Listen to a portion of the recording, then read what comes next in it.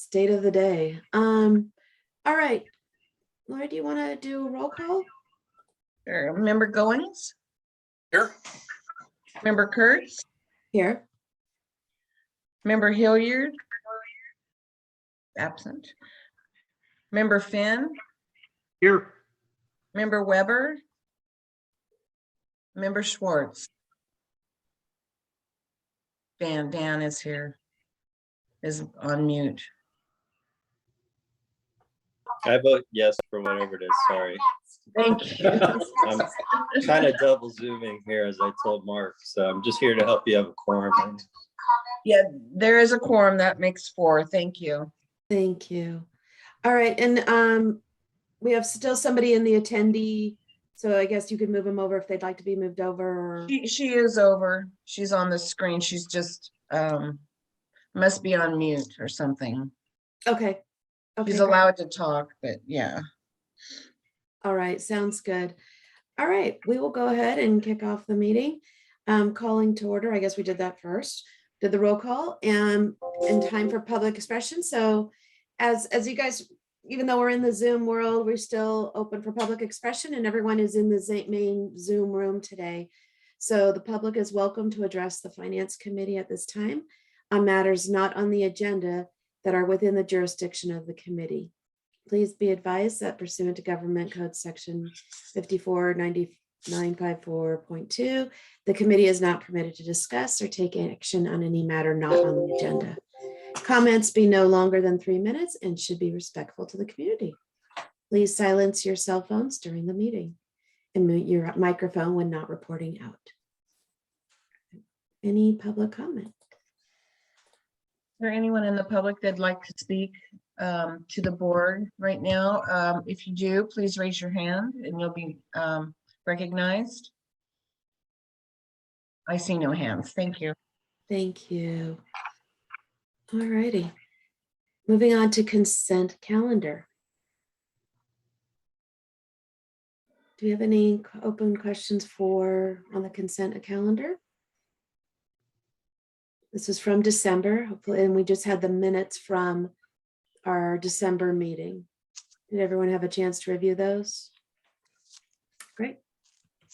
If there's any public comment around. I see no public comment on the consent. Perfect, thank you. Can we, sorry? I'll move to approve. Thank you, Tom. Is there a second? Second. From Bruce, thank you. Would you like to do a roll call? Member Finn? Aye. Member Goins? Aye. Member Kurtz? Aye. Member Schwartz?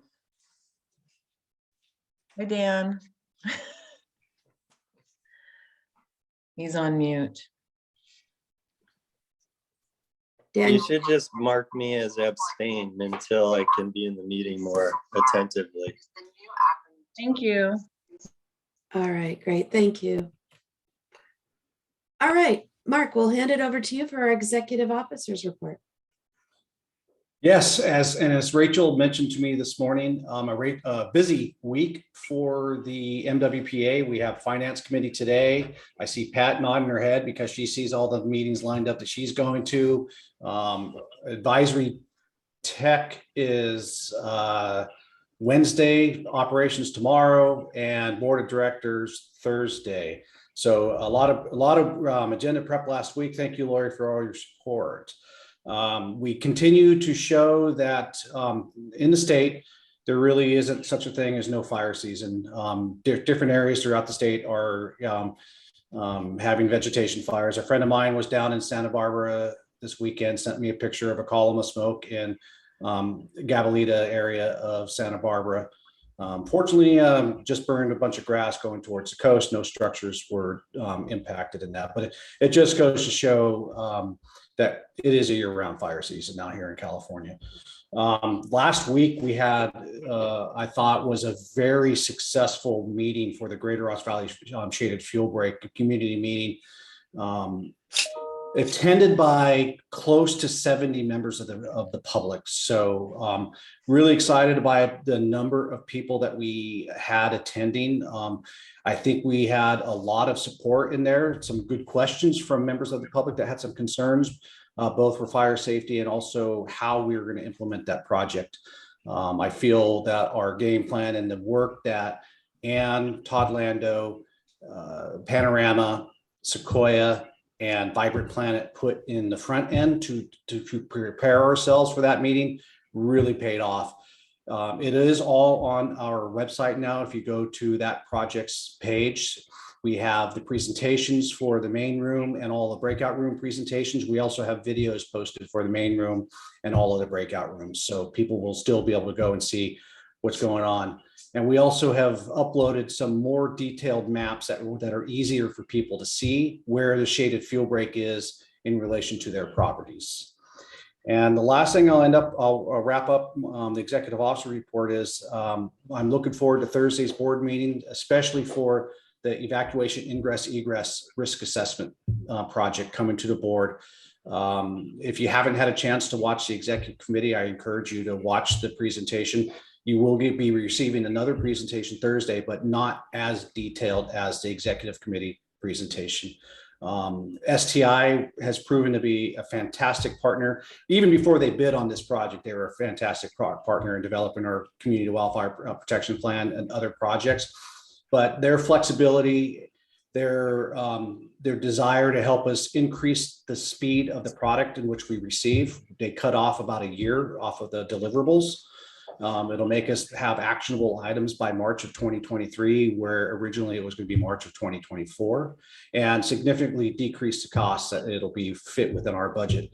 And what I also wanted to mention for both the grant for the ingress egress risk assessment and the Greater Ross Valley Shaded Fuel Break, we have applied for grant funding for both of them to help offset funds. And with that, I'll take any questions. Mark, I have a question. Well, I want to agree. The Ross Valley Shaded Fuel Break meeting was really fantastic. But in regards to the EVAC study and the revised proposal, which the exec committee did review, which I think is just spot on, and I'm really excited about it. Is the revised budget? You didn't mention that, and at what point? And how do we need to address I understand you've applied for a grant, which hopefully we'll get it. But if we don't, what action when would be required of the finance committee? So, and I was going to bring that up when we go through next year's fiscal planning, but we do intend to. If you want to put it off, that's fine. Yeah, but there is a question that needs to be answered, Bruce, related to what you're asking, and that was. The executive committee was asking for a more definite ongoing costs to be built into the proposal. So they are still refining that number, and we'll have more ongoing costs presented to us on Thursday. Okay, so we'll have a more complete package and we can have that discussion later. Yep. Okay, thanks, Mark. Thank you, Mark. Good, thank you. Any other questions for Mark? All right, excellent. It's Monday morning. All righty. Okay, moving on. We have an update from the Citizens Oversight Committee. Hi, good morning. I'm still recovering from daylight savings time too. Oh, yeah. Yeah, just a couple of items. We finalized our code of conduct and policies and procedures in our last meeting. And the other item is we're working mightily on our annual report for the COC. We're awaiting the audit, as is everyone else, before we can actually finalize it. And we're also pulling together all the text from the work plan, the transparency committee, as well as other financial information through Larry Chu couldn't make it this morning, all into one report. And we're working on the graphics, and we expect to have something shortly after the audit. We got everything else pretty much lined up in the next couple of weeks. And that's it. Thank you. All right. And Mark, did you in want to regard say? to the audit, I have asked for an updated ETA. There were far more requests for information from the auditor than we had anticipated due to us going through our first audit. So when we sent the original packet to the auditors, it was a packet that was for the type of packet that an agency that had been ongoing with that auditor would have sent. And then so the auditors had some back and forth with us with information requests that you would not normally have had you been providing audits, that if that firm had been providing audits for us before. So that's part of the delay. And the other part is that we're the new kids on the block. I think we weren't quite as high on the priority list for the limited number of auditing firms as there are out there. We're still praying, so. Well, Kingston, the good thing is once you get this one, you'll be able to start right and do the next one right away. So. Yeah. Thank you, Rachel. Sure. Much appreciated. All right. All right. Well, like you, we're all waiting for that next for the audit. Okay. So, Yeah. but we've all been in this situation before. We're sort of at their mercy. Okay. All right, great. Any other questions for Mark No. or for Kingston on the COC side? Okay, very good. Thank you for the update. Sure. All right. So moving on to our discussion around the annual report around where we're at with the parcel tax. Mark, Yes, you- our partners at NBS have delivered our annual parcel tax report, and I'll just paraphrase for you. We are estimating our final revenues being $19,905,522.20, which is an increase of 1.1% of what was expected. And I think such a small deviation from expected points to our model of being a square foot per building square footage. That's stable, it's not going to change all that much with the economy. And that's why using last year's revenue is a good model to predict next year's revenue.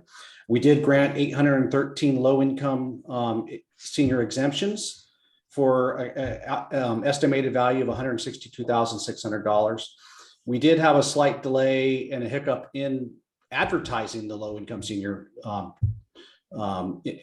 exemption last year. However, this year we are much further ahead in the advertising, and we've worked with COST, with the Council on Aging, and many other people to help get the word out.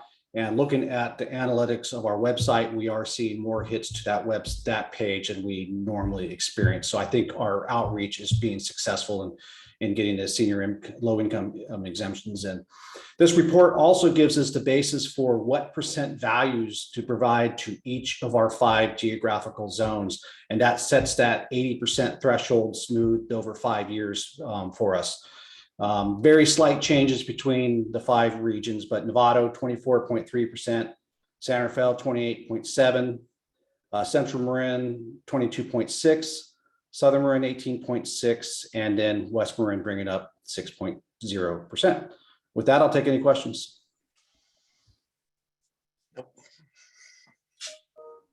Tom, you off, come off mute. Come off mute.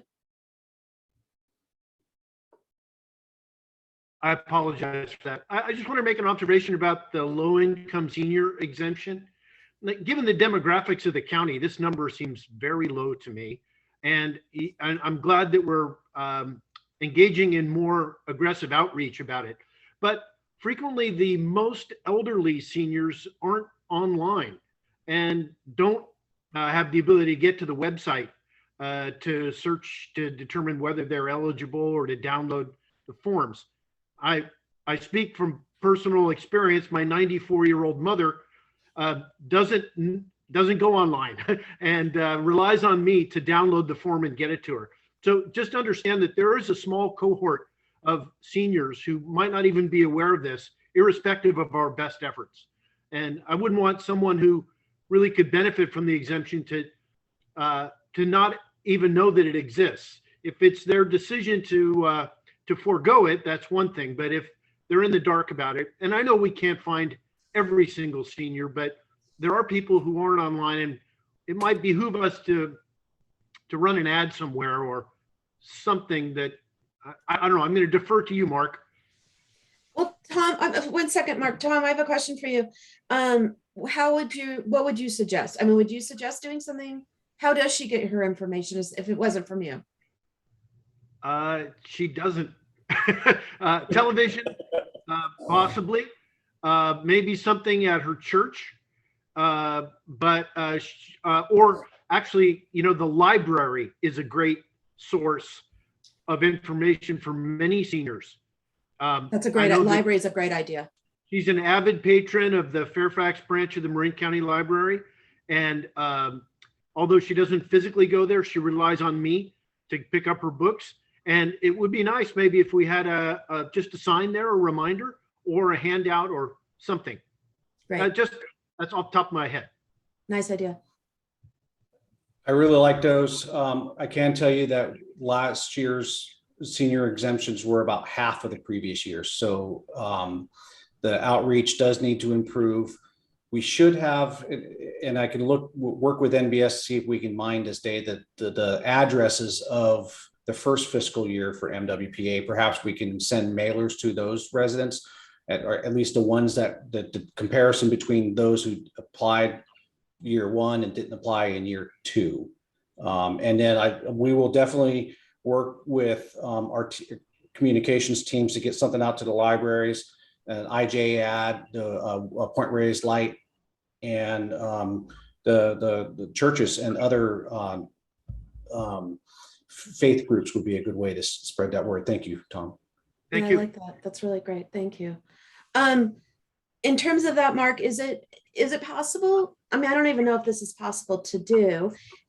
First question is, what is the expectation? What do we sort of project a number of how many we would have from exemptions? It's a super hard demographic to dial in because of the people's finances being their finances. And so we can only go on what our previous numbers were. And I think the level of exposure of the MWPA's first year of senior exemption is probably the highest exposure we had. We sent out flyers to every senior resident at the cost of about $10,000 in year one. So I think that number from year one, which was about 1,800 exemptions, is probably that number that we should consider as being as the annual number until we get any other better data. I think we can throw out this fiscal year's data as reliable data. Okay, great. And is there any, I mean, I don't know if we'd want to do this or if it's even possible to do this. If there's a another parcel tax, countywide parcel tax that we could use as reference of who was exempt for that as a reference? Mira has a similar exemption. I'm not sure if it's the same threshold, but that's the only county-wide one that I know of. But then several of the school districts have one as well. Right. Okay. All right, perfect. Thank you. But I can reach out to Mira, see what their numbers are. Marin Emergency Radio Authority. Okay. That would be helpful. Any other questions, comments on that topic? All righty. Moving on. Public comment? Public comment, which is here. Because now we have an open forum. All right. Any At this public time, comment? is there anyone wishing to speak on this item? I see none. Thank you. Okay, thank you. See, I'm pretending we're all in the room together. So. All good. All right, thank you. Financial policy development. So I had actually asked Mark to put this on for us to think about the different policies as a finance committee. When you think of like an organization, we want to have documentation really to reference back to in the event there needs to see some direction and guidance. And so there's already established number of policies that have already been established here. And Mark provided a list of ones that are already under development, sort of the future ones. And I wanted to open it up to this group to see if there's any that are missing that come top of mind. I mean, there's hundreds of financial policies, but for this group, what we would want to focus on. And then of the ones that were going to come up next, how would you prioritize these in terms of what would you like to see first as we bring these forward? So did everyone see the list? Yes. Great. Mark, Catherine Hillard is in attendees. I just saw that pop up, so I brought her over. Thank Great, you. thank you. So you could see the ones that have been done, completed. And Mark, are these available? Where are these available? They were, I'd be happy to email them out, but they were part of the finance committee has had one brief review of them back in November of 2020. And could they be posted? Would they be posted on the website in the finance? They should be, yes, That would be for helpful. the previous committee. Right. I can send a link out to the minutes, or not the minutes, but the agenda. Okay, great. And we can just put them on the website and have them available. And so, Catherine, welcome. Good morning. For the next set, anyone have a passionate about any one of these policies? I would like to see it. We'll just have an open conversation here, I believe we can. Tom? I think the, sorry. Yep, I thought I was muted. No, no. I think insurance policy is an important one at this stage in our development. Since we're going to be engaging contractors, we need to know that they're adequately insured and that we are named as an additional insured in their policies, all the customary provisions. And I think especially as we gain momentum, that will be one of our most important concerns. So that's one I'm passionate about. Just on at the other end of the spectrum, I'm not passionate about the compensation policy for those of us on the board who serve as elected officials. I'll just mention that in my individual case, my agency compensates me for each day of service that I perform as an attendee at a meeting like this. So I don't think if other directors are in a similar situation, then I don't think our board should be compensating our directors directly if they're receiving compensation from their home agency. Appreciate the And if I feedback. may, Rachel, I could add that there is a compensation or reimbursement language in the MWPA bylaws that states that any reimbursement to board members would require a board resolution. We do this for the love of it. All right. Any other questions around policy? So I'm hearing insurance, and all of these are good. I mean, and important. So it's not a matter of them not being done. It's just a matter of providing some direction to Mark that if we wanted to see the next set of policies that need to be done, what would come first? So if you had to number these 1 through 4, what would it look like?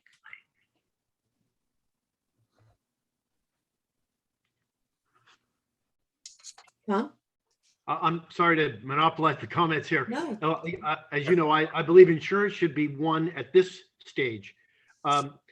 Grant approval or grant applications and approvals, I think might be a second. The budget preparation process, with all due respect, I think it's a relatively straightforward process for this agency, given that we have, a very predictable income stream. And while our expenditures will vary, they probably won't vary in character that much going forward, although I may be wrong about that. So I would place that third and then the compensation fourth, taking into account Mark's comment about the reimbursements. Great. I think that makes sense. Good. Bruce, any other thoughts on that? No, I'll follow Tom's lead there. I think it's logic is good. Okay. So just- Mark, Catherine. Hi. I'm sorry, I'm so late. I had another meeting and didn't get off. You may have already discussed this, so it's just to catch up. But for the president, I think, did you say that there should be compensation? Because I think that that's an office where It's way beyond the agency paying him back or her back. We're actually not talking specifically about these particular policies. We're looking at if we're going to provide direction to Mark in Okay, terms of the next set of development of policies. okay, How would we look at that? thank you. Sorry. Okay, No, it's good. And I think there'll be lots of questions and comments around each of these policies. A lot of them are boilerplate and used by a number of organizations as a starting point. And then looking at how we would craft them for MWPA. thank you. All right, good. All right, so if that's consistent, I mean, it's really not a vote of anything, it's just really to provide direction. Focus on insurance. And Mark, when you put insurance here, there's so many different areas of insurance. What were you aligned with what Tom was thinking of? That, as well as we do have a omissions and exemptions, or omissions insurance for the board members, include that. And then we would also need to build in insurance policies for employees, whether that they would need to have their own insurance for driving vehicles, so on and so forth. So kind of incumbent of all of it. Okay, yeah, it's pretty big and probably puts, It is. if we look at from an exposure perspective of the organization, you're right, Tom, that actually probably puts us, it's the first one that probably goes up to the top of the list because of the potentiality of exposure. Okay, so insurance, grant application and approval, which I was debating between insurance and grant application, but I agree with insurance, then grant application approval, and then budget preparation process, which is, again, probably, like you said, very short and just in terms of what the process is going to be. And then the compensation discussion. And that may not be necessarily, maybe we need to discuss if a policy is needed first. Well, or maybe it's a very short policy. All right. Catherine, did you have another question, or is your hand just still up? Your little virtual hand. Okay. Thank you. All righty. Good. Thank you. Any other questions related to that, public or otherwise? Comments? Okay. We will move on to our action items. Yep. And Mark, do you want to take this? Yep. You bet. So the tax ordinance language does allow for a cost of living adjustment for the MWPA's tax levy, consistent with the February report of the CPI for the San Francisco Bay Area. Last year, the board decided, with following the Finance Committee's recommendation, to not impose the allowable increase, which is 3% or what the CPI says, whichever is less. Staff does recommend that we do impose that increase to the tax levy this year, due to the dramatic increase that we are seeing in costs due to inflation that we've been experiencing. We are in a slightly different environment than we were coming out of COVID. And we don't have the February numbers yet, but when I looked at the last CPI report, it was at 4.7%. So I anticipate it will still be in that range. And so staff is recommending to go with the 3% or the CPI, whichever is less. One of the other things to think about is if we do choose not to impose that 2 years in a row, the compound effects downstream later on could have significant effects, and we can really fall behind the cost of living and inflation of our contractors and the work that we want to get done. Great, thank you. Any questions for Mark? So Mark, so does this come back to us annually in terms of looking at it, or where you feel that that's significant, or do we, where every 6 months? When would be the right cycle to come back? This is, we're on cycle now. It's this meeting that the Finance Committee should make a recommendation to the full board. And then in the April meeting, the full board can choose to follow the recommendation from the Finance Committee. It's an annual decision we have to make prior to the tax levy going out to the public. Okay. And it does require us to put a notification in the newspaper to let people know that this is happening. Right. Okay. And if by, crazy, if it goes up much higher, if we see a 5% or a 5.5%, do we come back and evaluate again? No, we only have one opportunity and we don't have a banking provision. Right. Banking of the difference between the CPI and the what we impose. So for example, let's say, to use easy numbers, let's say that the CPI came back as 5, we can only impose 3. And let's say fast forward in the next year, the CPI is 1. We can't bank the 2 that we lost, so to speak, and make it 3 the next year. It's only based on that current CPI. Okay. Okay, great. Any questions for Mark on this? Catherine? So Mark, I understand, that we need to do this to keep up with inflation, but we still have a huge amount of money that hasn't been distributed yet. And so are you, without having the budget in front of us to see what we need, it's hard to say whether or not to support this because I'm in a dual position of being a taxpayer. And so I really feel like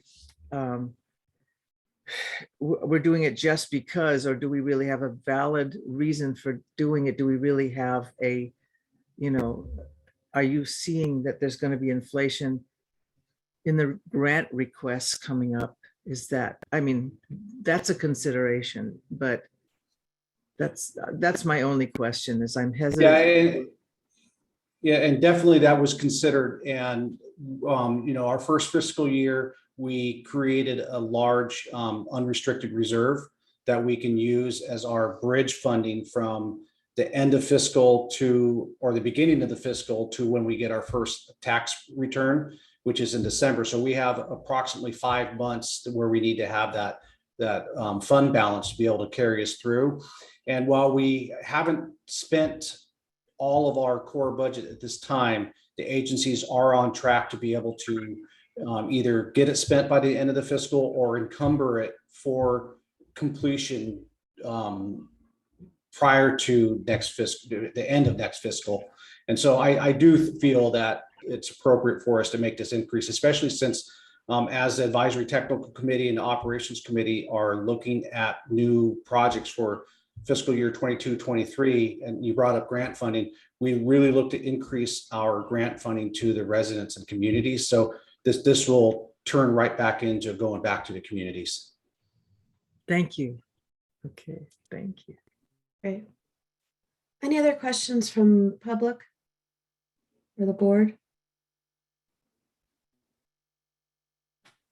Mark, do you need just a recommendation? Are you, is the plan now? We're not really.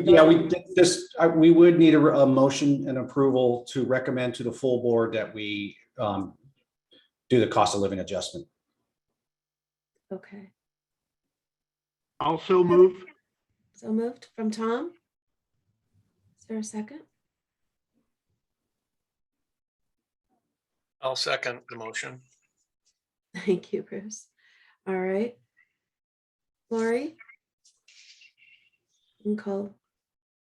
Member Goings, Aye. Member Kurtz, Aye.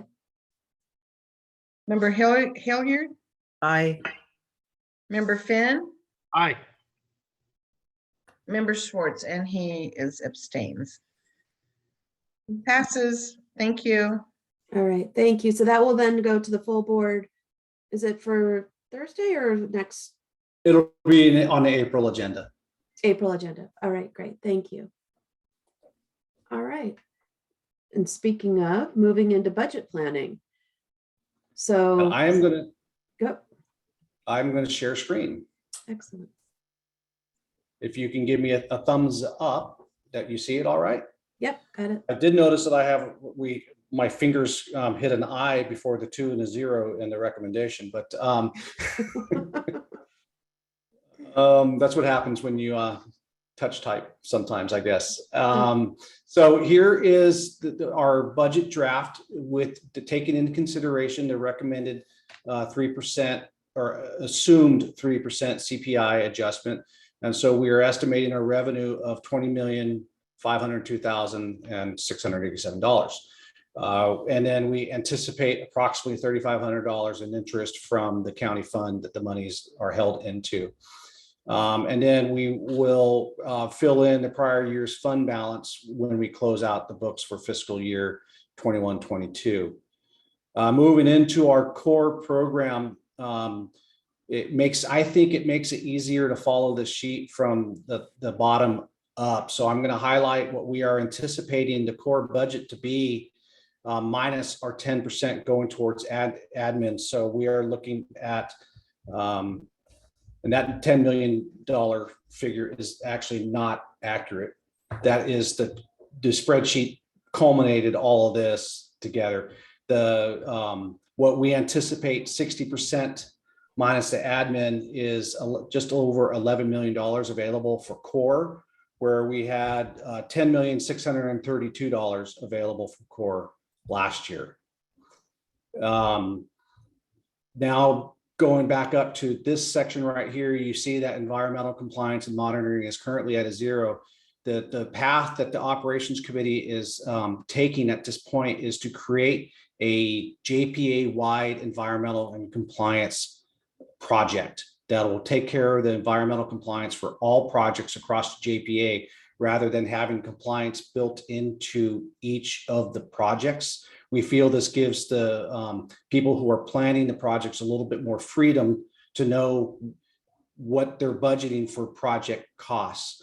And so Ann and Panorama are working on what their estimated budget, along with Advisory Technical Committee, for the whole year's worth of environmental compliance. The intention is any money not spent on environmental compliance in this budget will then be pushed back into each of the 5 core regions to create additional funding as we get near the end of the fiscal, and we can project how much more environmental compliance we may or may not have.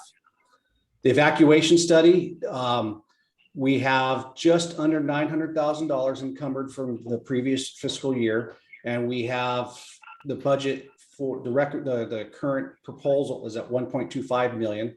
So we are working on a project proposal to bridge the gap of what we have remaining in the current fund balance for the evacuation study, and to bring us whole for the entire evacuation study, with the acknowledgement, though, that we are going to be requesting approximately $500,000 in grant funding.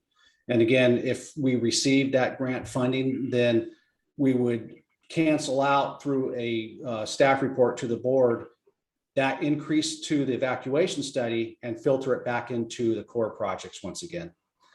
The next one is our annual Zone Haven budget subscription for the jurisdictions that are within the MWPA. So Tiburon and Belvedere continue to pay their own subscription fees. We pay the subscription fees for everywhere else in Marin. Operational costs is where the item or the budget center that we use to pay our rent, manage our website, provide for training for staff, and also some of our member agencies. For instance, Mike Swayze is going to help us present at a conference in April, the annual environmental professionals conference, and so we're paying for his conference fees and per diem. Any contingencies that we may have if we have cost overruns in any particular areas, and then research and development. One thing I did want to mention on rent is that Southern Marin Fire has been excellent hosts. However, we are growing out of this space for a couple of reasons. Adding the management analyst is one reason. Bringing the Chipper Days vegetation management specialist within our purview is adding space. The other one is going into public meetings. The space that we have here, we have room for any committees that are 9 and less.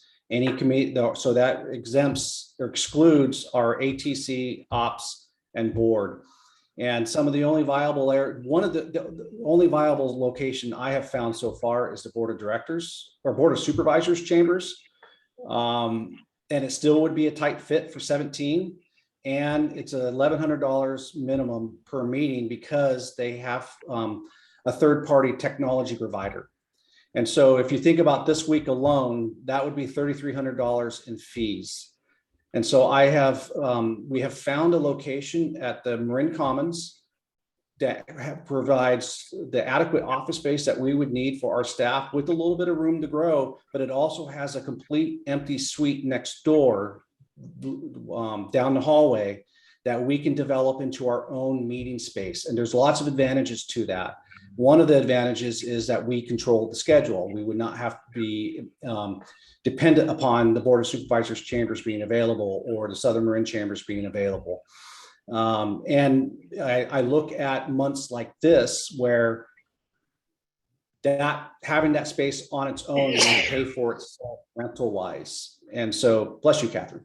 And so, no worries. The rent for the entire site between the office suites and the meeting suite is at $2 per square foot. And when I look at commercial office space, that is a very reasonable rate that the county is offering us. And that does include utilities. And so it would be $116,000 a year for rent. And we are currently paying about $16,000 per year. So a dramatic increase. However, given the money we would save by not renting the space, I think it makes it, it's a good financial investment for us. And I did want to, that's a significant change in what the MWPA is currently doing. So I did want to pause here now, Rachel, if you're good with this, to receive any feedback from committee members now. Any question, Tom? Please. Chief, apart from the rent, would there be any build out needed to utilize the space at Marin Commons that would hit our budget hard? And that would include, by the way, all the technology linkages that we need to have to conduct meetings online if we continue to do so. So I'm interested in tenant improvements as well as just the base rent. And I haven't been, there wouldn't be minimal tenant improvements for the office space that already comes with desks, so on and so forth. We'd literally be able to move the computer paraphernalia that we have here over there. It is the technology build out for the media space, which I haven't been able to meet with Marin Community Television, but that's who I intend to reach out to first, among other vendors, to see if we can, what the cost would be for that setup. Great, thank you. So Mark, if the county office is a 1,000 and change per meeting, would that be any different for us, that we presumably have to have a, bring in a contractor, technology contractor that, and I think one of our consensus was on providing Zoom option in our meeting. So can you please just address that, please? I believe we would be able to handle that with our in-house staff. After we set up the facilities, I believe we can manage the meetings with our in-house staff. Okay, good. So Mark, two comments. One is, aren't we going into fiscal year 23? Yeah, fiscal year 22-23, yes. But it's fiscal year 23 because currently we're fiscal year 22. Correct. Okay, just the header on the draft says 22. My apologies. Yeah. Okay, I was like, wait a second. Thank you for catching that. All right, great. Just before it gets out to the full board, that's good. Thank you. Thank you. So compared The subhead says to, fiscal year 23. I'm sorry. The subhead says fiscal year 23. There we go. We got that one right. Exactly. Good call. Thank you for catching that. So looking at this current year's budget, we had budgeted 514,000. We did not use not very much of that from an operational cost on line 15, right? Correct. Okay, so we're actually just increasing it from a budget perspective, we're not really increasing it very much. Do you No, feel we're like- not. And I anticipate the rollover from the operational budget from last year to cover the tenant improvements for the technology is what my intention was. Great. So did you everyone follow where I was going with that? So what we budgeted last year to what we were looking at budgeting, it's a fairly small increase for hopefully how to get into being able to do some in-person and have everyone co-located. So I think that's actually a fairly good suggestion. Okay. All right. Any other questions oh, Catherine? It really sounds good because it's a central location and everyone, and I think there's parking available. That's another advantage.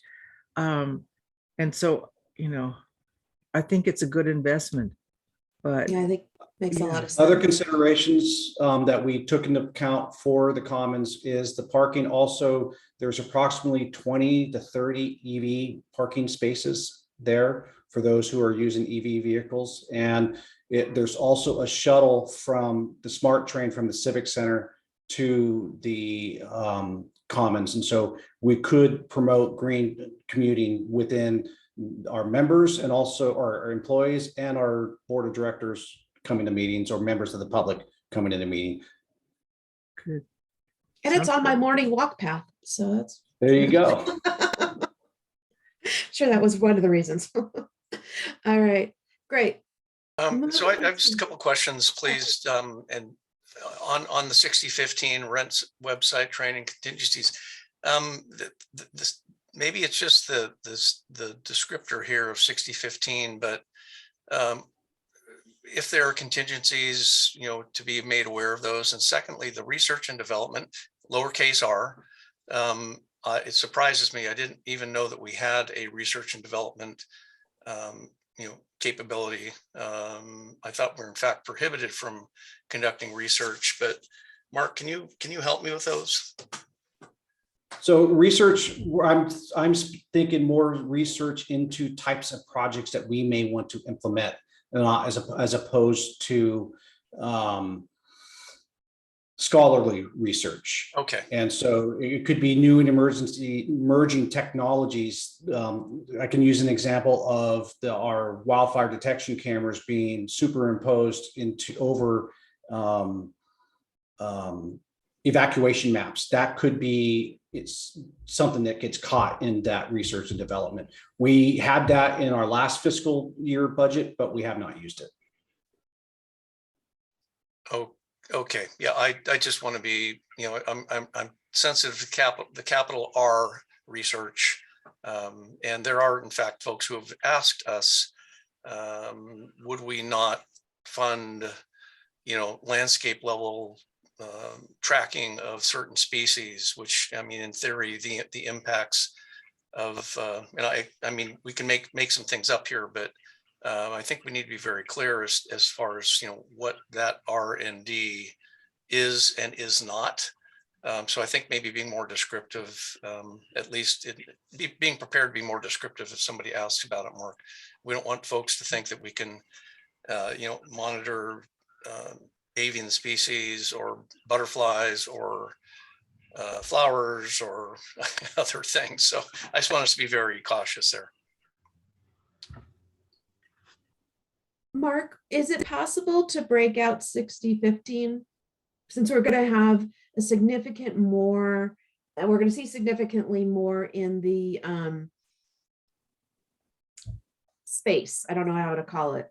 Oh, I get it. Yeah, actually, we can have subcategories of operational costs just in the same way that we have the subcategories of core. We can identify the rent cost, expected training costs. And then I would actually be honest with you, I would lump contingencies and research and development together, with contingencies having a priority.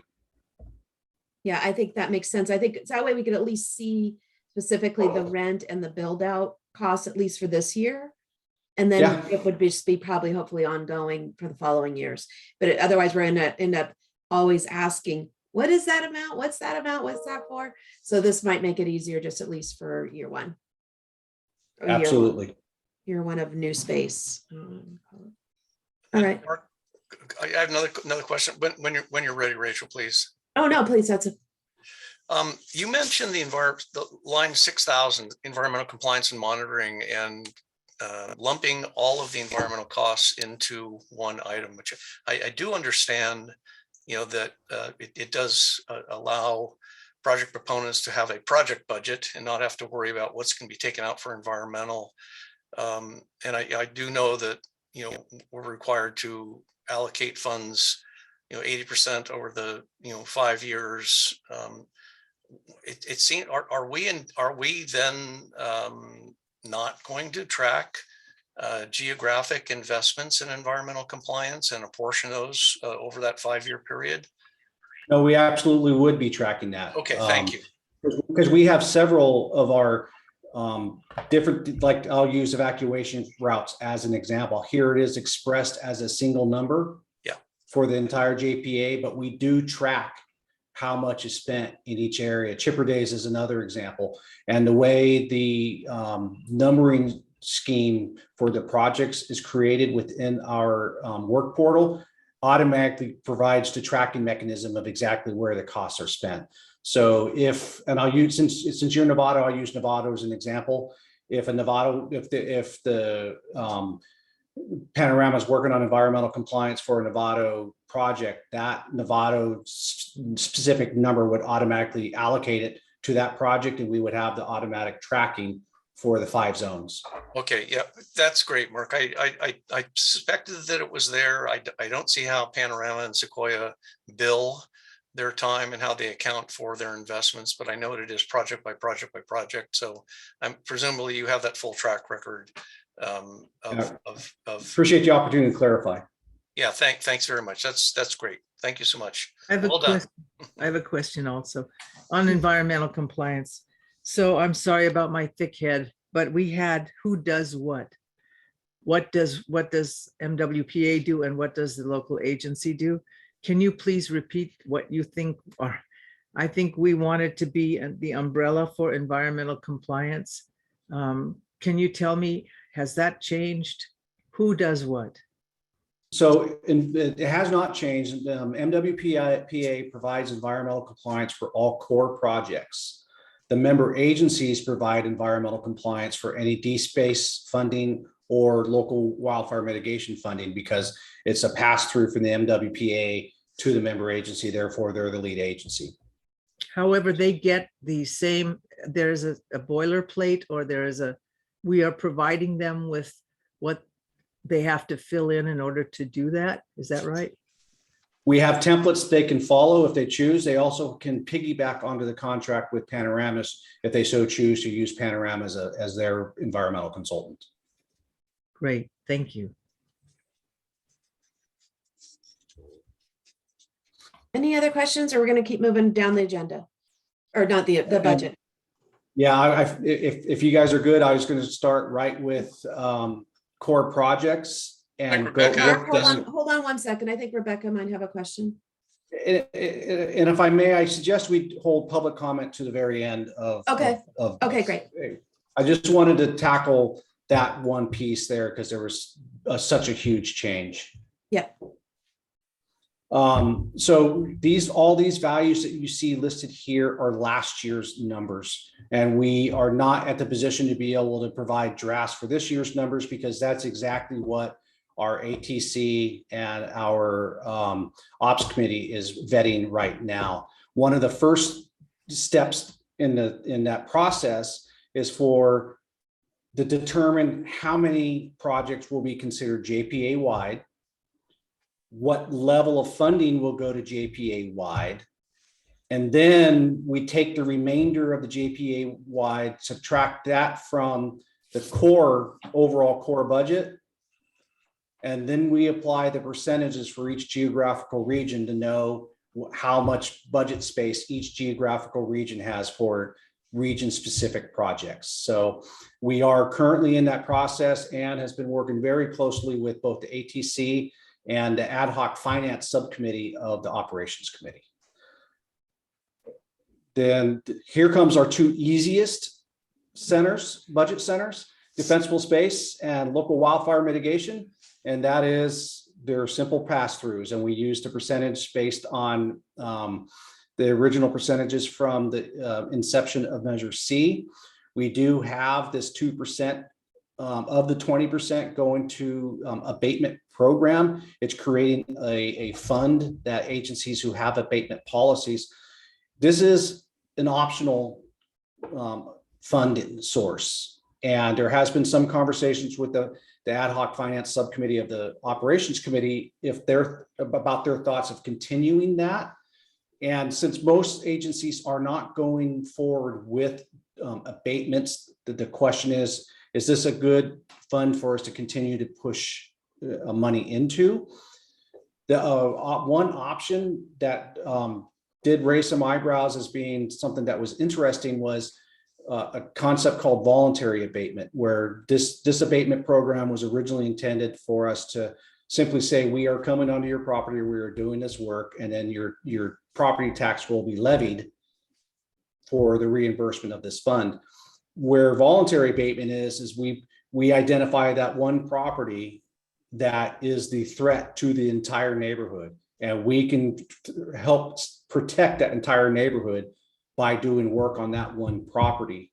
And then we can come in and use that this abatement fund for that as well. So that was being explored, and you're also going to probably see that direct type of voluntary abatement as one of the projects that may come across as a core budget item, just to kind of plant that seed. Course wise, we are intending to continue with this pull out for the abatement, but I just wanted to give you an idea of the future of what we're kind of planning for. Then we have our administrative costs. And again, this number, unfortunately, my apologies, this is from the addition of last year's numbers. It is just over $1.2 million for this year's administrative costs, being the essentially 6% of the total budget creates our admin costs. We are still working on this $107,000. That is an accurate number for what we intend to be paying for financial and administrative services for Southern Marin Fire. The $185,400 is our estimate for legal fees, and we are tracking well below anticipated legal fees for this current fiscal, which is good news. The personnel and services and supplies are still TBD, and we anticipate $150,000 in professional services. As an update for this year on our administrative costs, we are projected to spend $817,000 of our administrative costs. That puts us at 70% of what we had budgeted for administrative costs. So we are anticipating to be 30% below budget on that. And that adds up to a 4.1% of our total budget. And the max we can have of our total budget is 6%. So we are doing well with our administrative services. It's 10% of our core or 6% of our total, depending on how you want to do the math. So I feel comfortable with the path that we are on with our administrative budget. And one thing I would like to propose is that remaining $300,000 of admin, when we close out fiscal year 22, that we roll that into the operations budget of the fiscal year 23, because it's that 6% number isn't, this is what you spend. That 6% number is, this is the max you can spend. And I think in spirit of Measure C, it's better that we put it into the operations budget rather than roll it over into the administrative budget. And with that, I will stop my screen share unless you want to see something specific and take any questions. Great. Any questions from directors? Tom? Chief, do you think there's a chance that our legal spend could reduce as we standardize our environmental compliance and monitoring processes? I believe there's a big upfront cost to us negotiating, navigating the CEQA issues, but once we've crossed that hurdle, might the cost go down in the future? I do think so, but I think we're not there yet. I think we have at least another fiscal year or more for that. And we just built in a cost of living adjustment to our last year's numbers since they are tracking to be sufficient for this year. Good enough. Thank you. There were, we did receive some letters this year, getting a little bit more inquisitive, more firm, I guess, in regards to the actions that we are investing in, and the environmental community does not agree with some of the decisions that we've made, and they've drawn kind of a gray area that we could end up in litigation at any point in time. So that's a consideration. Mark, I have a question. I know this isn't the $20 million, but we did talk about the reserve that we have in place, and that doesn't show up. Shouldn't that be an ongoing, a standing line item in our budget? Yes, that's something I've talked with Elisa on the top of the budget screen. We will show we have the prior year's fund balance, and then an additional one will be the $3 million restricted reserve will be shown right under 4,200. Okay, thanks for refreshing my memory. No, I forgot to mention that. Thank you for bringing it up, Bruce. Oh, Mark, I have a couple questions. In terms of, I mean, I appreciate the lean and mean on the administrative costs, but I think we're still building. And I want to make sure that we don't get to a situation that we're burning out people or we're having to put work to the side because we're not staffed appropriately. So I still think there's some movement in the staffing piece that I want to make sure we have the flexibility with on the administrative. Yeah, because it's a really small amount for administrative comparatively to the budget, the overall budget. And I absolutely agree. We put it back into the agencies as we can, but not to the risk of the operations of the organization.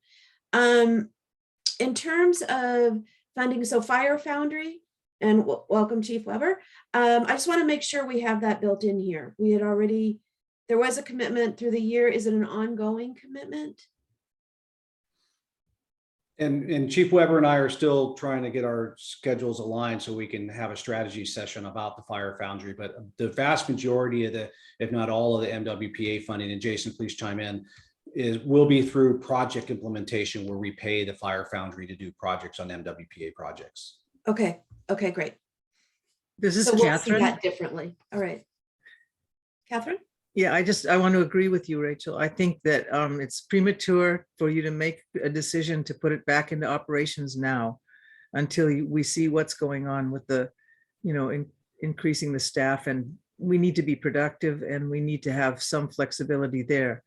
The direction is a good idea, but I think practically I wouldn't support it at this point. Thanks. And it's something that we would definitely bring to the board when we close out the fiscal year books, we would be bringing that to the board. Other questions, comments? Rebecca, I know you had a question earlier. Did it get answered? And just a quick one, Mark, on the environmental budget item, you had mentioned that the leftovers, if there are any, would be reverted back to the zones. Would that be allocated back to the zones based on those numbers that we've already set up? Or would you look at how much money went into the zones for environmental and somehow try to allocate it that way? We would likely just allocate back based on the percentages for each of the zones and look at compliance as a JPA wide effort. Got it. Thanks. Any other questions around the starting of the budget? I think this week we'll start having, as we go through, in terms of the timeline, Mark, what can you lay out sort of the timeline between today and when we're going to present? Absolutely. We have anticipate our next meeting of the Finance Committee to be May 9th. And by then, We anticipate the rough draft of the core budget will be presented to us, and you'll actually see all those highlighted numbers filled in. And that gives plenty of time for your review prior to the next board meeting where where the work plan will be going to the full board in the third week of May. Any other questions, or even not looking at the numbers in terms of being able to share and explain the budget or the budget process? Are there any areas that this group needs to be able to, if you had a community member or a constituent to come up and say, can you explain the budget for MWPA to me? Would you be able to speak to that? Or is there anything that Mark can provide? Because this is the nuts and bolts of what we do. This is Catherine. I think the breakdown of the major project areas, as was suggested earlier, what comes under certain categories, it can either be done as a footnote on the side, or it can be done as breaking it down under the heading as subcategories would be helpful. I don't know that I could explain this without that. Catherine, can you give an example? Sure, like we talked about what comes under where we're going to pay the rent from that particular item. Mhm. So it would be the things that come under that. Is it rent? What is it? Just specifically. Subcategories, yeah. You've got it. You've got it on the side, but I'm wondering if you could break that down with an estimate of what each of those parts would be. And the total. Absolutely. And the total. Great, Yeah. appreciate that. Good feedback. Other thoughts, suggestions? Just to mark that this is readily available on the website. Two Correct, as clicks, part of the agenda packet. agenda packets. For the draft is when it's finalized, it'll be on our website as a final budget packet. Okay, yeah, great. So it is accessible. Thank you. Okay, great. Thank you, Mark, and everyone who's working on that. It's a lot. And it's nice to have so much funding to be able to work with. All right. On to, do we need to, is there anything we need to do with that? The motion would be to approve this framework to be able to move it forward to the ops section finance subcommittee so that they can use this as a framework. Thank you. Is Rebecca's hand up? It Oh. is. Yes, hi. Just a quick one. Mark, you were talking about putting money back into the budget if there's leftovers from operational costs. If there was money left over in the what? That might go Administrative. back in administrative. Admin budget. Then if there were money left over from admin, could it go into staffing? Or if you were going to put it someplace else, like staffing or operations, do you have to take that to the board for approval, or can you just Yeah. do that? It would be, we would bring it with a staff report with a highlight of where we're moving from one budget center to another, because that budget had been approved. So it would require board action to make a change to that budget. Okay, because what I'm thinking is if you're identifying during the year, oh, I need to put more money into here for temps, or I need to put more money into here for staffing, you are going to need to go to the board. Even if there's money left in the budget someplace, you do need to go to the board and say, I want to move it there. Correct. Gotcha. Thank you. Yeah, we'll be keeping track of, I think the bigger question, if it's within administrative, if it's costs within the administrative line, I believe we would be following and getting the updates and seeing the changes as we review the budget. If there's a real change of taking funding that has been done we said it was dedicated to administrative, but now we want it to be moved to operations, that's a whole other, a separate discussion as well. Because that's a bigger budget change. Absolutely. And that sets a going forward also, because it doesn't keep shifting back and forth. It tends to set, that then changes the baseline. Okay, any other questions for Mark or from anyone?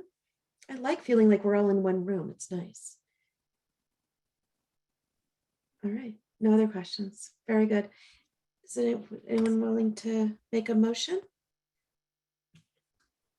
This is a recommendation. Tom, you're on mute. Yeah, sorry. I will move that we authorize Mark to advance this to the next round of committee that need to discuss it as part of the overall budget process. Second, Thank you. First from Tom, second from Catherine. Roll call, please. Or you're muted. I saw you say my name, but No, no. I did. You can read my lips. That's good. Member Goings, aye. member Kurtz, Aye. member Donahue, member Hilliard, aye. member Finn, Aye. member Weber. Jason, you're muted. I can Mike's read not his working, lips. Jason. I can read his lips. It's all good. Aye. Oh, thank you. Okay. I wasn't looking, I'm sorry. And member Schwartz. Aye. All Passes right, passes by 6. Thank you so much. thank you. Any other informational items? Moving on to our last item. From anyone? Thank you. How do we feel about meeting in person for the May 9th meeting? Any initial thoughts? Where are you going to hold the meeting? That's a good question. For this size committee, we would be able to use the Southern Marin headquarters facility, which also is set up for a hybrid meeting. So I have to say though, that's not a very central location. So I'm not sure that's an ideal place necessarily. I'm okay. I'm not that far away, but I know other groups I'm on, you put stuff in Sausalito or you put it in Novato and attendance gets tricky. And you know that, Dan, that's a great point. If we, given the time frame, 2 months, I'm sure we could find a more centralized location, maybe even Larkspur or Corte Madera, right? I do want to add that I live up in Novato, and there are times when it is impossible to get to Southern Marin, even Central Marin, in a reasonable time. And there are times when I go all the way through Nicasio and into the west side to avoid the 37 crunch. So as we contemplate in-person meetings, let's think about the time of day and the traffic crush. It would just make I mean, it could take me an hour and a half to get down there, or it can take me 18 minutes, depending upon the time of day. So.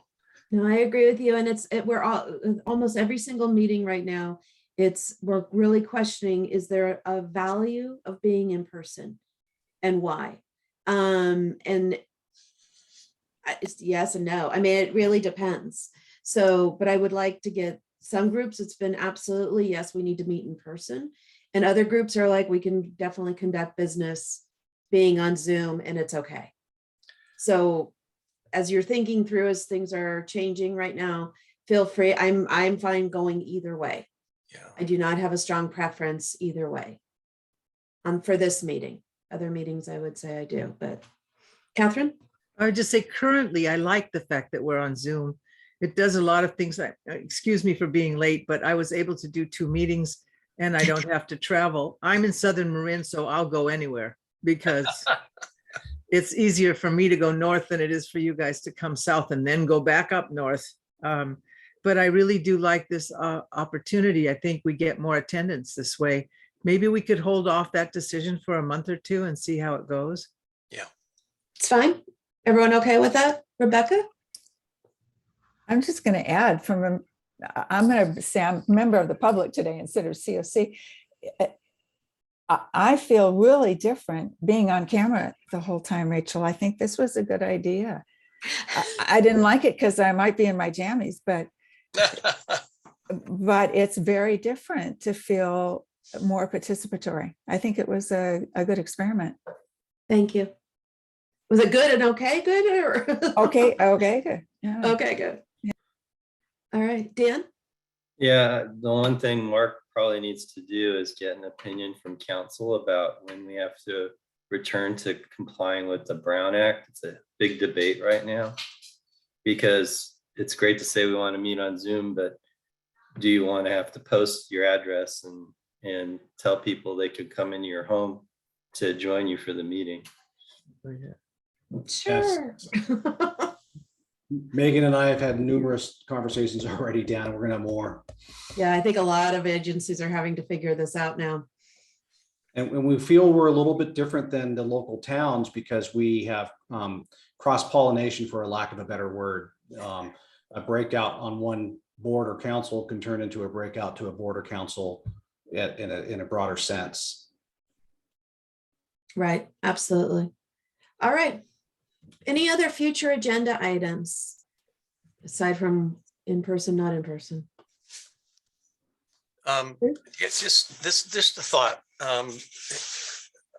It's in looking at all the work that's happening out throughout the county here, all the partners that we have. I've become aware of, there's a tremendous amount of work leveraging money and bringing it in to project work here.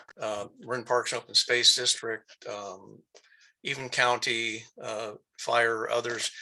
There's no accounting of it, which I'm not looking for an accounting, but really, as far as looking at the total picture, there's funding that we don't control, which is fine.